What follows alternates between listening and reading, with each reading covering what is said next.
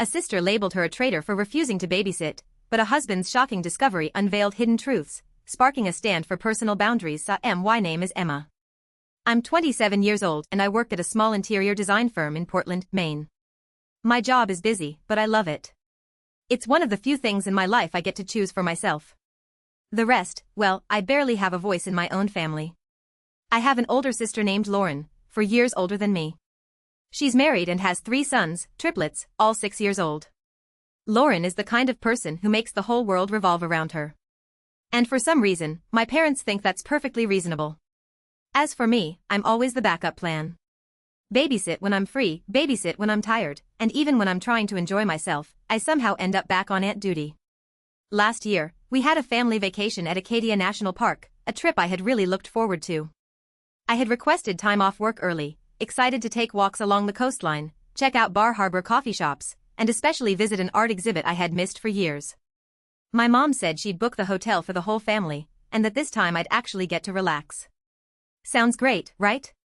But when we got there, I found out I'd be sharing a room with the 3 boys, while Lauren and her husband had their own suite with an ocean view balcony. I barely had time to react before my mom handed me the key and smiled. The boys love you, Emma. They won't be any trouble. No trouble? That first night, one cried over a missing teddy bear. Another ran circles looking for the TV remote, and the third asked me 5 times if he could have snacks at midnight. I was exhausted and barely slept. I lay awake in a pitch-dark room, listening to heavy breathing and little snores, wishing I could vanish. The next morning, I tried to get just 1 hour to visit the exhibit, the one thing I truly wanted to do on this trip. But as I finished getting dressed, Lauren texted me, "Where are you going?" "Ryan is about to head out. Can you watch the kids for a bit?" That bit turned into nearly 3 hours. When I spoke to my mom about it, she gently said, "You're staying for free, sweetie. It's only fair you help out a little." I wanted to scream, "Free?" I wasn't mooching off anyone. I have a job. I'm independent. I paid for my own gas and I took PTO just to be here. But every time I tried to push back, I was met with disapproving stares. I felt like a stranger in my own family. That entire trip, I only made it to the coast once, while Lauren posted daily photos from spas, cafes, even a foot massage place. And me? I spent most of my time cleaning up cookie crumbs, changing the kids' clothes, and answering an endless stream of "Aunt Emma, can I?" I didn't say much back then. I just packed my things in silence, and when the trip ended, I promised myself there would be no second time. But I was wrong. This year, another family trip is coming, and my parents are already planning like everything will go the same as before. No one asked me anything. They just sent the itinerary and a message, "Summer trip. We're all going together just like every year." I looked at the message in the family group chat, my hands trembling. Do they really think I'd step right back into that babysitter aunt role? I started typing a response. This time, I wasn't staying quiet. As I stared at a message from my mom on my screen, "This year's trip will be so much fun, Emma. You're riding with us again, right? I've booked 2 rooms, one for the kids, one for us." I took a deep breath and replied, "Thanks, Mom. But this year, I'll be driving myself. I've already booked my own room." Less than 3 minutes later, my phone rang. It was Mom. "Emma, what are you saying? Why book your own room? I've already arranged everything." "Mom, I want my own space. Last year, I barely had a minute to myself. I need a real vacation." There was a beat of silence. Then her voice dropped, tinged with disappointment. "But that means you're separating from the family. Lauren will have to handle the kids on her own. And who will help when she needs a break?" "I'm not the nanny, Mom," I said calmly but firmly. "I work. I earn my own money. I'm an adult, and this time I'm not repeating last year's mistake." That night, Lauren sent me a long emotional text. She said she was overwhelmed, tired, and felt betrayed that I wasn't stepping up like before. She reminded me that I'm still single with no kids, so helping out is the least I could do. I didn't reply right away. I needed to think, to not act out of anger. But when I read the part where she wrote, "I just wanted us all to have a fun family vacation, and now you're acting like you've been deeply wronged," I put my phone down and felt something inside me snap. A few days later, Dad called. He wasn't angry, just concerned. "Are you really planning to go separately?" "Yes, Dad. I booked a nearby hotel, but a private room. I'll join the group activities, but the rest I want to decide for myself. Lauren's really upset, you know." I used to be upset, too, Dad. Really upset, but no one seemed to notice. I thought he might try to convince me, but he just sighed. I get it. 3 days later, Lauren sent a message in the group chat, impossible to misread, have your personal vacation, Emma, but don't expect the family to be happy if you skip everything just because you want freedom. You don't get to do that. I didn't reply, but I added an extra layer of privacy protection to my hotel booking. I mapped out my entire schedule, a coastal craft workshop, a sunrise hike, and of course, an afternoon at my favorite gallery. This trip wasn't going to be about babysitting or swallowing my frustration. I had spent my entire 20s trying to please others, keeping things smooth, while my own needs were constantly pushed aside. This time, I was going to be heard. The night before departure, Mom sent a final message, we'll wait for you at the rest stop as planned. Even if you're not riding with us, I hope you'll still come. I read it in silence. I don't hate them. I just refuse to keep playing the role that's been draining me for years. At dawn, I left early. The air was cool and fresh. My suitcase sat neatly in the back seat. My favorite playlist played softly. I smiled. For the first time, I was heading somewhere for me, not for anyone else. And this vacation, no matter what happens, I won't let anyone push me back into a supporting role. This is my trip, and I'll live every moment of it. I had just checked into the hotel when my phone rang. I didn't need to look to know who it was. I took a deep breath and answered. Where are you? Lauren's voice cut through the speaker, cold as steel. I just checked in, I said, trying to stay calm. Private room? Like I told you. Private room?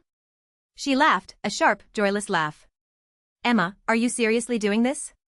Turning our family vacation into your own personal getaway? No, I'm still joining the group stuff, I said slowly. But I also have the right to rest in my own way. I can't believe this, Lauren snapped. I'm juggling 3 kids. Ryan is constantly on work calls, and Mom and Dad aren't getting any younger. Who do you think is going to help me if you just disappear like this? I closed my eyes, steadying myself. Lauren, I'm not disappearing. I'm just not going to be an unpaid helper like last year. I'm not 19 anymore. But you're still single. No kids, no real responsibilities except yourself. My sister's voice started to take on a sharp, accusing tone. You have so much free time, Emma, and me? I just need a little help. Just a little. Is that really too much? I gripped the phone tighter. I'm not your backup plan for burnout. I have a job, a life. I need rest, too, Lauren. There was a pause on the other end. Then Lauren started crying. I'm exhausted, Emma. I haven't had a single night of decent sleep. You're free, relaxed, and I'm stuck in this endless cycle of fatigue, and you can't sacrifice even a little to help me. My heart sank, but I didn't back down. You chose motherhood. I respect that. But you can't expect me to sacrifice my life just because you're unhappy with the one you chose. So, it's all about you now. No, it's about knowing my limits, I said clearly. And I've learned that if I don't protect them, no one else will. The call ended in silence. I set the phone down, my heart still racing with emotion. I knew Lauren would tell Mom, and I knew the storm wasn't over yet. Sure enough, an hour later, Mom called. She wasn't yelling, but her voice was full of disappointment. Emma, what are you doing? Lauren is really hurt. Couldn't you be a little more flexible? Mom, I said slowly, last year, I was as flexible as I could be. I gave up my time, my energy, my freedom. I didn't even sleep properly. And through it all, you never once asked if I was okay. You only asked if I could help Lauren. She was silent. I love this family, but I'm tired of being the one everyone overlooks. If you only see me as a temporary fix for other people's problems, then I don't want that vacation. Mom sighed. You've changed, Emma. I've grown up, Mom. I didn't know if they truly understood or just felt like I was rebelling. But I knew one thing for sure, this was the first time I hadn't backed down under family pressure. And whatever came next, I was no longer the person who said yes just to keep the peace. That night, I took a walk alone along the Acadia coastline. The sunset lit up the sky in gold. The ocean breeze ran through my hair, and I felt a strange, peaceful clarity. I realized I might be upsetting people, but for the first time, I wasn't betraying myself. I had never thought I'd post anything personal online, especially not about my family. But after the call with Mom and Lauren's passive-aggressive texts, I felt suffocated. I needed to say something, not to vent, but to clear my mind. So, I created an anonymous Reddit account, went to a casual life stories subreddit, and wrote. I shared about last year's vacation, how I had to sleep with 3 kids while my sister got her own room. I explained how my family assumed I was available just because I wasn't married or a mom. I kept details vague, no names, no locations. At the end, I asked, am I wrong for wanting a real vacation for myself? I didn't expect it to blow up, but within hours, there were hundreds of comments, and most supported me. Some said I was too patient. Others said I should have drawn the line long ago. Many shared similar stories where self-sacrifice was treated like duty and independence was seen as selfishness. I read every comment, feeling both relieved and sad, relieved that I wasn't alone and sad that so many of us had been pushed into side roles in our own lives. Then the thing I never expected happened. Lauren saw the post. She called me at 6 a.m. the next morning while I was having coffee on my hotel balcony watching the sunrise. Did you write that? She demanded, her voice sharp. I stayed calm. You recognized it was me? How could I not? You think you're anonymous? You described everything in detail. Who wouldn't know it was about me? I didn't make anyone say anything, Lauren. They're reacting to what they read. And what I wrote was the truth. There was a beat of silence. Then she started crying, not with hurt this time, but with fury. You destroyed my image, Emma. You humiliated me in front of thousands. I didn't answer because what she cared about was image, not truth. For her, it was always about how things looked, never how people felt. 3 hours later, I got a message from Mom. Did you really do that? You posted about our family online? I typed back, yes, Mom, because if I didn't speak up, no one would have listened. At first, she was angry. She said I was ungrateful and that I hurt my sister. But then she started reading, not just the post, the comments, too. The words from strangers, clear, fair, unbiased. By that evening, she called again, her voice softer. I didn't think people would see it that way. I thought you were exaggerating. How many times have I exaggerated, Mom? I asked. But no one listened until someone else said it. After that call, I didn't hear from Lauren again. But Dad called. He kept it brief. Your mom and I just talked to your sister. We all need to have a proper conversation. But I want you to know I'm sorry I didn't see it sooner, about everything. I was stunned. I couldn't remember the last time I'd heard Dad say sorry. That night, I got a message from someone unexpected, Ryan, Lauren's husband. I'm sorry for letting you be taken advantage of. I'm talking to Lauren. I think she needs to change. For the first time in years, I felt like someone in the family actually had my back, not out of obligation, not for the sake of peace, but because they saw the truth. 2 days after my post went viral, Mom called again with a short, heavy message. Emma, the vacation's cancelled. I froze, not out of shock, just an unexpected wave of emotion. Part of me felt relief. Another part felt sadness.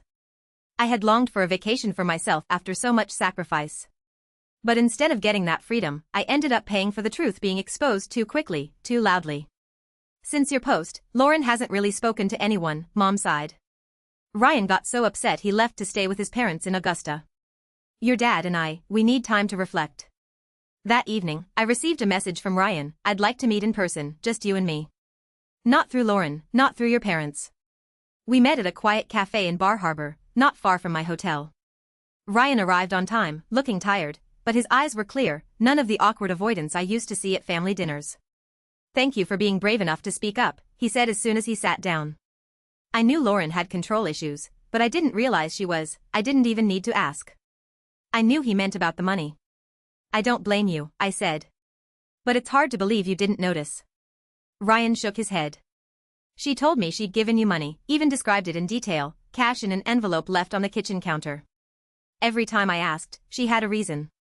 I gave a dry laugh. If there was an envelope, it must have been meant for someone else. I checked the bank statements and asked Lauren directly. She admitted she only gave you money for pizza a couple of times. The rest she kept. I nodded, no longer angry, just deeply disappointed. I love Lauren, Emma, but I won't let her walk all over you just because you speak up less. I looked him straight in the eyes.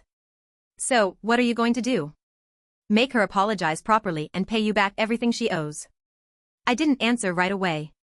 My mother's words echoed in my mind, in a family, we have to be the one who bends. But what I was doing wasn't because I didn't love my family. It was because I finally chose to love myself. The next morning, Lauren showed up at my hotel. Her eyes were red, and she was holding an envelope. Ryan stood behind her, arms crossed. I'm sorry, she said, voice so soft it was barely audible. For taking advantage of your kindness, for lying, and for turning a family vacation into a stage to control you. I stayed silent. She handed me the envelope. This is the money I owe you. Every cent. Ryan made me recalculate all of it. I didn't open it. I just looked at her and asked, do you think things can ever go back to the way they were? She shook her head. No, and I think maybe that's a good thing. I felt the corners of my mouth lift slightly, unsure if it was a smile or something more bittersweet. I need help, Lauren added. Ryan asked me to start seeing a therapist. I agreed, but I'm not sure I can fix everything. I responded slowly. You don't have to fix everything in one day. But if you can start by respecting other people, especially the quiet ones, that's already more than enough. Lauren nodded.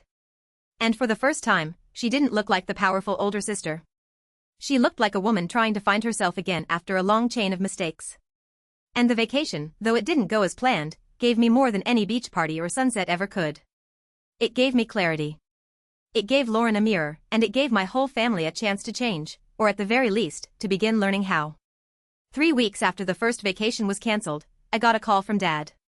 He didn't say much, just gently offered, Emma, your mom and I would like to take you out to dinner, your favorite restaurant, Harbor View, this Saturday. I hesitated for a second, then nodded, even though they couldn't see me. Maybe after everything, we all needed a dinner with no arguing, no blame, just a fresh start. That evening, when I walked into the restaurant, my mom stood up first and pulled out a chair for me. That had never happened before. Dad smiled, awkward, like a small-town teacher who'd just fumbled his lecture. We're sorry, Mom said, even before the appetizers arrived. For minimizing your feelings, for giving you burdens that were never yours to carry. I looked at her, and for the first time, she seemed smaller, not in stature, but in the way she spoke from the heart, not from her role as the adult in the family. We're planning another trip, Dad added. This time, you can travel separately, stay separately, and join only the things you want to. No one will ask you to babysit. We promise. I asked, what about Lauren? Mom glanced at Dad, then said, she's in counseling. Ryan convinced her. And honestly, she's beginning to realize she needs to change. I didn't respond right away. I thought of all the years I had compromised, shouldered responsibilities that weren't mine. Part of me still feared all these promises would disappear like morning fog, but another part of me wanted to try believing again. All right, I nodded. I'll go, but I'm driving myself, booking my own room, and if anyone tries to put me back in the aunt babysitter role, I'll leave. No warning. We understand, Dad said, and Mom gave a small, quiet nod. A week later, the family group chat came back to life with a new name, Coast Reset Trip. Everyone tried to keep things light. Even Lauren only sent smiley emojis, no directions or demands like before. I quietly booked a hotel half a mile from the main place, close enough for dinners, but far enough to have my own space. On the morning of departure, I woke early, made coffee, packed the car, and left the city before sunrise. No one called to rush me. No texts from Mom asking, are you on your way? No reminders from Lauren. For the first time, I felt like a true adult in my own family. When I arrived, I checked in and asked the front desk not to share my room information with anyone except law enforcement in case of emergency. The receptionist smiled kindly. A lot of guests do that. You're good. I smiled back. I had learned that setting boundaries isn't defiance. It's self-respect. That afternoon, we met at a seafood restaurant by the coast. Everyone was there. Lauren showed up with Ryan and the boys, and for the first time, she brought a hired nanny, a young woman named Sophie, cheerful, energetic, and clearly professional. Thank you for coming, Lauren said, with no strings attached. I nodded. Maybe, just maybe, something really had changed. Throughout the evening, no one mentioned last year. No one asked me to take the kids to the bathroom or help feed them. I sat next to Dad and told him about a design project I was doing for a boutique hotel. He listened attentively, like what I said finally mattered as much as anything Lauren had ever said. When dinner ended, I quietly returned to my hotel. No one followed me. No one held me back. And when I opened my room door, I felt something I'd dreamed of for years, true peace. On day 2 of the trip, I woke up in my quiet hotel room, soft sunlight filtering through the curtains. I made coffee, turned on some light music, and sat on the balcony with a book I'd just bought. For the first time in years, my vacation didn't begin with someone yelling my name down a hallway or kids pounding on my door. Everything was still. After the hotel's breakfast buffet, I got a text from Mom, "We're heading to the seaside park this afternoon. Want to join?" I replied simply, "I'll come by later if I finish up on my end." No promises, no pressure. Most importantly, no guilt. Around 10 a.m., I visited a local art gallery I'd wanted to see since last year. I wandered through the paintings, studying each brushstroke, and for the first time, I felt this vacation truly belonged to me. Just as I was leaving the gallery and planning to grab coffee by the coast, my phone buzzed. It was Sophie, the nanny Lauren had hired. "Hi, Emma. I'm sorry to call, but Lauren asked me to see if you could watch the boys for about 15 minutes. She said it's urgent." I didn't answer right away. A chill ran down my spine. I took a deep breath, steadying myself. "Sophie, I think you're great," I said slowly. "But I'm not the babysitter. If Lauren has something urgent, she should have planned ahead or made other arrangements." "Yes, I understand. I'm just doing what she told me." "That's okay. You're doing your job. Thanks for calling." I hung up, then immediately texted Ryan, "Your wife's trying to pass the kids off to me again, this time through Sophie." 2 minutes later, Ryan called. His voice couldn't hide his frustration. "Thank you for telling me. I'll take care of it." That afternoon, when I showed up a little late to the seaside park, the energy had shifted. Lauren didn't look at me, and Ryan was off playing soccer with the boys. Mom came over, holding a lemonade, and said quietly, "We heard about what happened earlier." "I'm sorry. Lauren should have known better." I simply nodded. I wasn't here to keep arguing. I was here to live true to myself. While the family rested under the shade of the trees, Lauren finally spoke up, no sarcasm, no complaints, just a simple sentence, "Thank you for not making a scene earlier." I looked at her, calm and steady. I don't need to raise my voice for someone to realize what shouldn't be done. I've said enough. Ryan nodded silently, a quiet confirmation. And from that moment on, no one brought up just a few minutes of help again. The following days passed peacefully. I took walks alone, visited seaside cafes, and even befriended a local artist who invited me to join her outdoor painting session. When the family had group activities, dinners, the aquarium visit, or a beach barbecue, I joined on my terms, enjoyable, never forced. I wasn't avoiding them, but I also wasn't allowing myself to be pulled back into an old role. On the final day of our vacation, the whole family gathered on the beach, the sunset casting golden light over the waves. Lauren sat next to me for the first time, not glued to her phone or chasing after the kids. "You've really changed," she said softly. And I think I'm starting to learn to accept that. I smiled without saying anything because I knew that real change doesn't come from promises. It comes from saying no firmly, even when it's misunderstood. This vacation wasn't perfect, but it was the first time I felt truly free around my family, not because they completely changed, but because I did first, and I held my boundaries. After the trip, I returned to my design studio and my usual rhythm.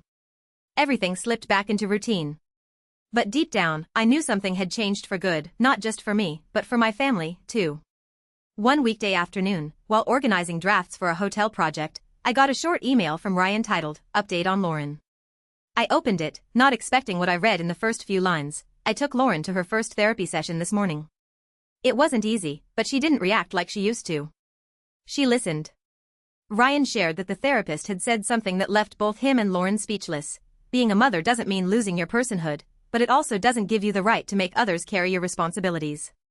According to Ryan, Lauren cried through half the session when she realized how she had used motherhood as a reason to control those around her, especially me. At the end, Ryan wrote, "I'm sorry it got this far, but thank you. If you hadn't stood your ground, Lauren might never have looked at herself." I didn't reply right away, not out of coldness or anger. I just needed a quiet moment to feel something rare, growth from the very person who used to make me feel invisible. 2 weeks later, Lauren texted me to ask if I'd have lunch with her. I was hesitant at first, but I agreed. We met at a small cafe near the park where she used to take the kids.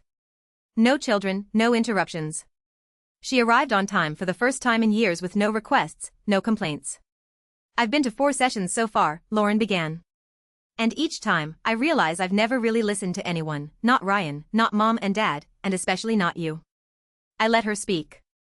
I think being the oldest and growing up as the only adult in the house for a while, I got used to thinking everything should revolve around me. When I had kids, I panicked, and instead of asking for help the right way, I just expected it, especially from you. I nodded lightly. "I understand, but understanding doesn't mean accepting." "And you shouldn't have accepted it," Lauren said firmly, then gave a sad smile. Ryan hired a full-time nanny last week. Sophie will help with school runs and teach the kids basic life skills. I'm not asking for your help anymore. I just hope one day you'll see that I'm changing. I looked at her for a long time. I saw the tiredness, but none of the old pride. Instead, there was something real, humility, the clarity that comes after being overwhelmed for too long. From that day on, things started flowing in a new direction, slowly but steadily. Mom called me weekly, but always began with, "Are you free?" not "Can you help me with something?" Dad started sending me pictures of the garden bench he built himself instead of asking me to do it for him. As for Lauren, she was still relearning how to be just a sister, not a commander. Sometimes the old instincts came back, but I knew how to hold the line now, and she was learning to stop before crossing it. I kept the healthy distance, not to stay away, but because I was rebuilding a bridge, one with stronger supports, clearer boundaries, but wide enough for both sides to meet if we both chose to walk across. When fall arrived, I received a handwritten card from Lauren. Just one sentence written in the familiar rounded handwriting I remembered from high school: "Thank you for not staying silent forever." I held the card for a long time, not because I was overwhelmed, but because I knew this wasn't the end of the story. But at least from now on, I wouldn't be the only one listening without being heard. And that, for me, was a beautiful beginning to any kind of change. About a month after coming back from vacation, I got an unexpected message on Instagram. It was from Clara, the woman who worked at the little bookstore on the corner where I often spent my weekends. "Hi, Emma. I don't know if it's coincidence or fate, but I read that Reddit post, and I knew it was you." My heart skipped a beat, not from shame, but because I never expected someone from my real life to connect with a story that began with frustration and ended with self-respect. Clara had always caught my attention, not because she was flashy, but because of the way she patiently introduced each book with a gentle smile. Always kind, never superficial, like someone who could see right through people without needing many words. I replied, "I guess that post traveled further than I thought." She messaged back almost instantly, "It did because it was real and because so many people have been Emma in their own families but never found the words." We made plans to meet the following weekend at an outdoor art exhibit in downtown Portland. Nothing formal, just two people walking side by side, talking about art, books, and the boundaries everyone should learn to set early on. I didn't tell Clara how many sleepless nights I'd spent because of a careless comment from someone in my family, but I did share how I once learned to stay silent and how I finally had to relearn how to speak up. She listened without judgment and said one thing I'll never forget: "You're not selfish, Emma. You're just loving yourself, and there's nothing wrong with that." That's how my relationship with Clara began, slowly, no pressure, no rush, no need to heal each other. Just presence, listening, and mutual respect. As for my family, things are moving in the right direction in their own way. Lauren continues therapy. Our conversations are no longer tense. One time, she even sent me photos of watercolor paintings she did in an art class. "Instead of controlling, I'm learning to let go," she wrote. Ryan is more involved with the kids now. Every weekend, he takes them out on his own, giving Lauren time to breathe or just be herself for a bit. My parents have learned something powerful from my long silence. They don't send messages saying, "Can you help?" anymore. Instead, they say, "If you'd like to join us for dinner, we'd be happy to see you." It may seem small, but to me, it's a whole new way of breathing in a relationship that used to suffocate me. I still keep my own room whenever I visit. I still say no when I'm tired, and I still choose peace over pleasing everyone. One early autumn night, Clara leaned against my shoulder on the wooden bench in my backyard, the porch lights casting a soft glow around us. She turned and asked, "Do you think your family really gets it now?" I smiled and squeezed her hand. They don't have to understand everything as long as they respect it. And this time, I think they finally do. My story isn't a miracle. There's no dramatic transformation, no tearful finale where everything's fixed, but it's a real journey where I learned to stand my ground and learned how to love others by first being kind to myself. And if someone asked me what changed a deeply rooted family dynamic after all those years, I'd simply say I stopped saying yes to things that broke me and I started living like I was worth it.